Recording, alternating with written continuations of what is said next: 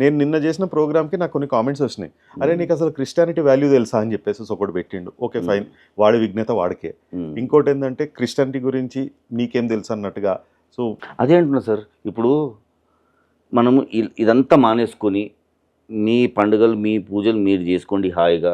ఎందుకు మన పండుగలు అంటే అయిపోతుంది. అదే అంటున్నా కదా, ఇప్పుడు మన అనేది లేదు కదా. ఇలాంటి వాళ్ళు ఏం స్టార్ట్ చేయాలి కదా, ఇలాంటి వాళ్ళు ఏం చేస్తున్నారంటే బైఫర్గేట్ చేస్తున్నారు. మనం స్టార్ట్ చేయాలి కదా అంటున్నా. మనం అంటే ఐఎమ్ ఆల్వేస్ మనం స్టార్ట్ చేద్దాం. Yeah will definitely rock. మనం చేద్దాం మీ పండుగలు. అదే అంటే మీ పండుగలు అనే బదులు మన పండుగలు మనం చేస్తే స్టార్టింగ్లో ఏమన్నాను, మనకు పండుగలు అప్పుడు ఏదైతే చేసుకున్నామో పండుగలు, అలాంటి పండుగలు రావాలి మనకు.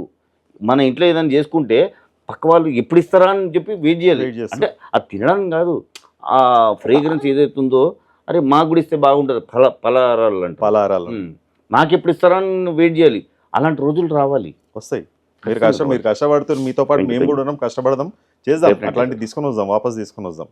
Definitely sir.